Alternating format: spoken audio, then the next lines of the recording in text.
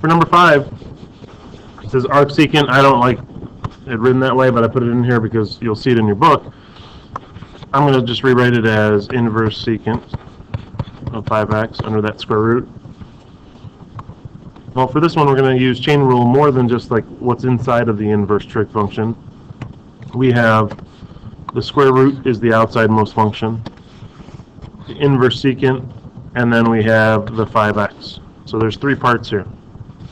So the outsidemost part is that square root. So we're going to take care of that first. We get 1/2 times inverse secant of 5x, that whole thing, to the negative 1/2.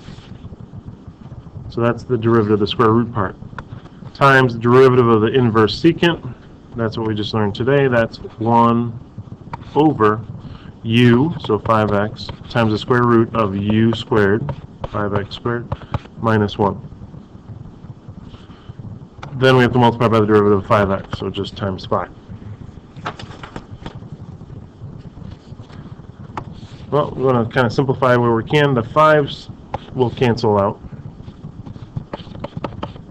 And we have nothing left on top because this is to the negative 1/2. That's going to be going on the bottom. So we have a 1 on top. We have a 2 and an x. And then everything else is going to be under a square root. Right? This inverse secant of 5x to the negative 1/2 means we're going to have it square root in the denominator. So we can actually put all of this in one square root. So we have inverse secant